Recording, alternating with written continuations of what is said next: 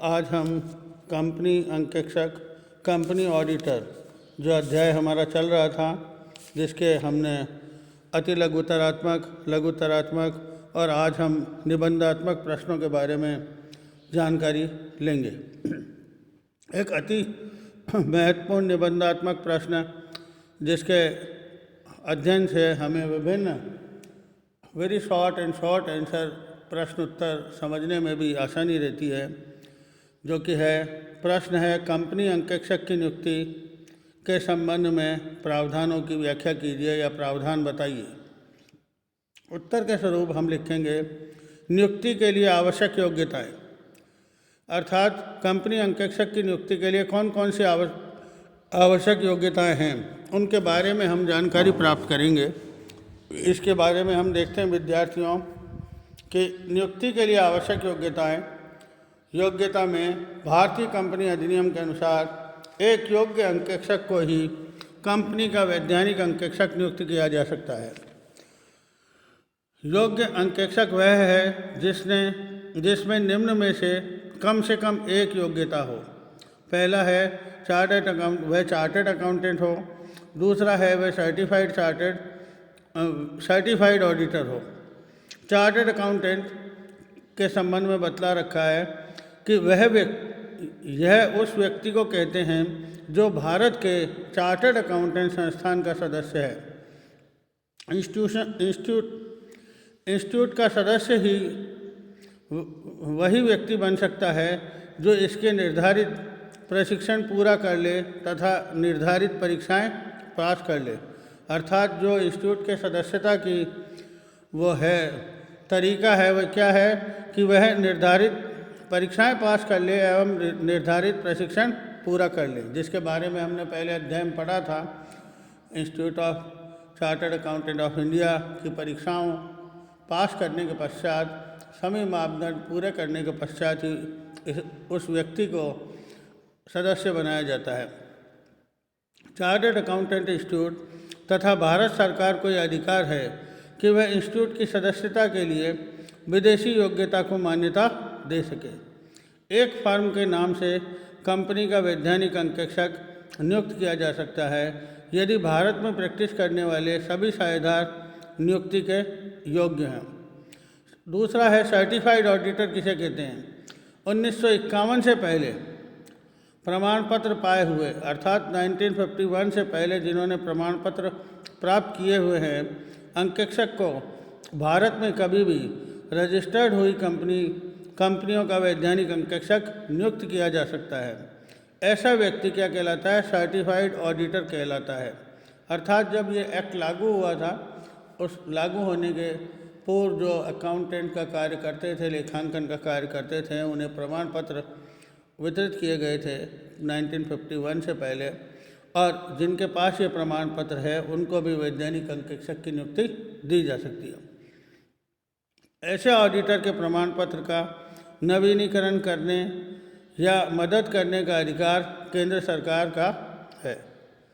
नियुक्ति के लिए अयोग्य व्यक्ति, अर्थात वे व्यक्ति जो कि वैधानिक अंकेक्षक के रूप में कार्य नहीं कर सकते, अर्थात नियुक्ति के योग्य नहीं हैं। एक समामेलित संस्था, एक कंपनी का अधिकारी या कर्मचारी वैधानिक अंकेक्षक की नियुक्ति नहीं प्राप्त कर सकता। कंपनी का अधिकारी या कर्मचारी का साझेदार या अधिकारी, कंपनी का अधिकारी, ठीक है, और दूसरा है इसमें ही कर्मचारी का साझेदार या अधिकारी भी वैधानिक अंकेक्षक के रूप में नियुक्ति नहीं पा सकता। अगला है 1000 रुपये से अधिक का ऋणी या जमानती, अर्थात यदि उसने संस्था से 1000 रुपये से अधिक का ऋण ले रखा है या जमानती व्यक्ति है, तो ऐसी स्थिति में उसे भी वैधानिक अंकेक्षक के रूप में नियुक्त नहीं किया जा सकता। एक ऐसा व्यक्ति जिसके पास कंपनी संशोधन अधिनियम प्रारंभ होने के 1 वर्ष के बाद उस कंपनी में कोई प्रतिभूति है, प्रतिभूति से तात्पर्य ऐसी प्रतिभूति से है जिसके साथ वोट देने का अधिकार है, अर्थात वह व्यक्ति जिसके पास संशोधन अधिनियम प्रारंभ होने के 1 वर्ष के बाद कोई प्रतिभूति है, और प्रतिभूति से तात्पर्य है कि वोट देने का अधिकार है, तो ऐसी स्थिति में उसे भी वैधानिक अंकेक्षक के रूप में नियुक्त नहीं किया जा सकता। अगला है विद्यार्थियों, यदि वे व्यक्ति जो उपरोक्त में से किसी भी कारण से कंपनी की सहायक कंपनी या कंपनी की सूत्रधारी कंपनी या सूत्रधारी कंपनी का सहायक कंपनी की अंकेक्षक नियुक्त किए जाने के अयोग्य है, तो वह उस व्यक्ति में अंकेक्षक नियुक्त नहीं किया जा सकता। कहने का तात्पर्य है, यदि कोई होल्डिंग कंपनी है, यदि कोई सब्सिडरी कंपनी है, उनमें अंकेक्षक नियुक्त नहीं किए जाने के योग्य है, तो उस व्यक्ति को भी वैधानिक अंकेक्षक के रूप में नियुक्त नहीं किया जा सकता है। अगला बिंदु है, यदि कोई व्यक्ति किसी कंपनी में अंकेक्षक नियुक्त कर दिया जाता है और उसके बाद वह किसी कारण से नियुक्ति के लिए अयोग्य हो जाता है, तो उसका स्थान रिक्त माना जाएगा। तो कहने का तात्पर्य है, यदि किसी को अंकेक्षक नियुक्त कर दिया गया है और उसके बाद किसी कारण से वह नियुक्ति के अयोग्य हो जाता है, तो उसका अंकेक्षक का स्थान रिक्त माना जाएगा। एक अधिकारी के रिश्तेदार को कंपनी का अंकेक्षक नियुक्त किया जा सकता है, लेकिन यदि उस अधिकारी के रिश्तेदार को वार्षिक पारिश्रमिक कंपनी अधिनियम की धारा 314 के निर्धारित सीमा पारिश्रमिक से अधिक दिया जाना है, तो उसकी नियुक्ति विशेष प्रस्ताव पास करके ही की जा सकती है। कहने का तात्पर्य है, एक अधिकारी के रिश्तेदार को अंकेक्षक नियुक्त किया जा सकता है, लेकिन जो पारिश्रमिक है, यदि कंपनी अधिनियम की धारा 314 के द्वारा जो निर्धारित पारिश्रमिक है उससे ज़्यादा देना है, तो उसकी नियुक्ति के लिए विशेष प्रस्ताव पास किया जाना आवश्यक है। कंपनी के नियुक्तिकर्ता अर्थात किन के द्वारा नियुक्त किया जाता है? कंपनी के नियुक्तिकर्ता, कंपनी के संचालकों द्वारा नियुक्ति, अर्थात जो वैधानिक अंकेक्षक की नियुक्ति है किस प्रकार से की जाएगी। प्रथम अंकेक्षक, कंपनी के प्रथम अंकेक्षक की नियुक्ति संचालक मंडल द्वारा कंपनी के पंजीयन की तारीख से 1 महीने के भीतर की जाएगी।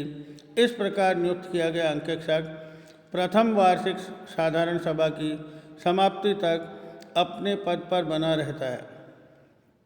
अगला है आकस्मिक रिक्तता की पूर्ति। यदि अचानक अंकेक्षक छोड़ के चला जाए या किसी अन्य कारण से हो जाए, यदि किसी भी कारण से अवधि समाप्त होने से पूर्व अंकेक्षक का पद रिक्त हो जाए, तो उसकी पूर्ति संचालक मंडल द्वारा की जाएगी।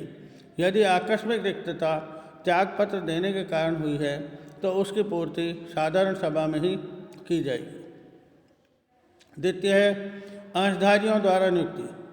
प्रथम अंकेक्षक, यदि निर्धारित समय में संचालक मंडल अपने अधिकारों का उपयोग नहीं करते हैं, तो प्रथम अंकेक्षक की नियुक्ति साधारण सभा में ही की जा सकती है। द्वितीय, वार्षिक साधारण सभा में नियमित नियुक्ति। अंकेक्षक की नियुक्ति वार्षिक साधारण सभा में आगामी वार्षिक साधारण सभा तक की जा सकती है, अर्थात जो वार्षिक साधारण सभा है उसमें नियुक्ति अगली वार्षिक साधारण सभा तक की जा सकती है। आगामी वार्षिक साधारण सभा में अंकेक्षक की प्रतिनियुक्ति की जा सकती है। कंपनी का यह कर्तव्य है कि वह अंकेक्षक की नियुक्ति के 7 दिन के भीतर अंकेक्षक को नियुक्ति की सूचना दे, अर्थात सूचना देना अंकेक्षक को। यह सूचना प्राप्त होने पर अंकेक्षक 30 दिन के भीतर अपनी स्वीकृति या अस्वीकृति की सूचना रजिस्ट्रार को लिखित में देगा, अर्थात अंकेक्षक को भी रजिस्ट्रार को सूचना भिजवानी पड़ती है, जो कि अवधि है उसके 30 दिन। अगला बिंदु है वार्षिक साधारण सभा में अनिवार्य प्रतिनियुक्ति। प्रायः अवकाश ग्रहण करने पर वाले अंकेक्षक को पुनर्नियुक्त किया जाता है, लेकिन इस नियम के 4 अपवाद हैं, अर्थात अन्य व्यक्ति जो नियुक्त कर दिया जाता है, यदि अवकाश ग्रहण करने वाले अंकेक्षण पुनर्नियुक्ति के अयोग्य है, यदि लिखित में पुनर्नियुक्ति की अनिच्छा प्रकट कर दे, यदि अंकेक्षक नहीं चाहता है वापस से नियुक्त होना, यदि यह प्रस्ताव पास कर दिया जाए कि अवकाश ग्रहण करने वाले अंकेक्षण की पुनर्नियुक्ति नहीं किया जाएगा, अथवा अन्य व्यक्ति अन्य व्यक्ति की नियुक्ति का प्रस्ताव पास कर दिया जाए। और अगला है अंकेक्षक की मृत्यु, असमर्थता का योग्यता के कारण नियुक्ति संबंधी प्रस्ताव पास नहीं किया जा सकता है। उसके पश्चात अवकाश ग्रहण करने वाले अंकेक्षक के स्थान पर अन्य व्यक्ति को नियुक्त करने की विधि। यदि कोई वैधानिक अंकेक्षक अवकाश ग्रहण कर रहा है तो उसके स्थान पर जो अंकेक्षक की नियुक्ति की जाएगी किस प्रकार से की जाएगी। कंपनी का विशेष नोटिस, पहला बिंदु है कंपनी का विशेष नोटिस दिया जाएगा। दूसरा है कंपनी द्वारा अंकेक्षक एवं सदस्यों को नोटिस दिया जाएगा। तीसरा है अंकेक्षक का प्रत्युत्तर लिया जाएगा। चौथा है अंकेक्षक का प्रत्युत्तर सदस्यों को भेजना, अर्थात जो संस्था के अंशधारी हैं सदस्य उनको भिजवाया जाता है। इसके अतिरिक्त अवकाश ग्रहण करने वाले अंकेक्षक को साधारण सभा में प्रस्तुत होने तथा सदस्यों के सम्मुख भाषण देने का अधिकार है। कहने का तात्पर्य है कि जो अंकेक्षक अवकाश ग्रहण कर रहा है उसे साधारण सभा में प्रस्तुत होने तथा सदस्यों के सम्मुख अपना भाषण देने का अधिकार है।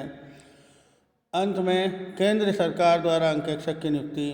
केंद्र सरकार द्वारा अंकेक्षक की नियुक्ति के अंतर्गत गैर सरकारी कंपनी में यदि किसी वार्षिक साधारण सभा में अंकेक्षक की नियुक्ति पुनर्नियुक्ति नहीं की जाती है तो 7 दिन के अंदर इसकी सूचना केंद्र सरकार को दी जाएगी, भेजनी होगी। सूचना न दिए जाने पर कंपनी एवं दोषी अधिकारियों पर 5,000 रुपये का जुर्माना लगाया जा सकता है। रिक्त स्थान की पूर्ति केंद्र सरकार द्वारा की जाएगी। सरकारी कंपनी की स्थिति में सरकारी कंपनी में अंकेक्षक की नियुक्ति भारत के नियंत्रक एवं महालेखा परीक्षक द्वारा की जाती है। तो विद्यार्थियों, ये एक अति महत्वपूर्ण प्रश्न था कि कंपनी अंकेक्षक की नियुक्ति संबंधी प्रावधानों की व्याख्या कीजिए, जिसके संबंध में मैंने आपको मोटे रूप से नियुक्ति के लिए आवश्यक योग्यता, उसके पश्चात नियुक्ति के लिए अयोग्य व्यक्ति, उसके पश्चात किस प्रकार से कौन नियुक्ति कर सकता है, कंपनी के नियुक्तिकर्ता जिसके अंतर्गत कंपनी के संचालकों द्वारा नियुक्ति देती है, अंशधारियों द्वारा नियुक्ति, और उसके पश्चात केंद्र सरकार द्वारा अंकेक्षक की नियुक्ति। इन सभी बिंदुओं पर प्रकाश डाला है। यद्यपि ये बहुत बड़ा प्रश्न है, इसकी व्याख्या और भी विस्तृत रूप से की जा सकती है, लेकिन सारांश रूप में मैंने इस महत्वपूर्ण प्रश्न की व्याख्या इस प्रकार से की है। इसको ध्यान से सुने, पढ़ें, देखें, समझें। यदि कोई समस्या हो तो मुझसे संपर्क स्थापित करें और व्हाट्सएप ग्रुप पे बताएं। बहुत बहुत धन्यवाद।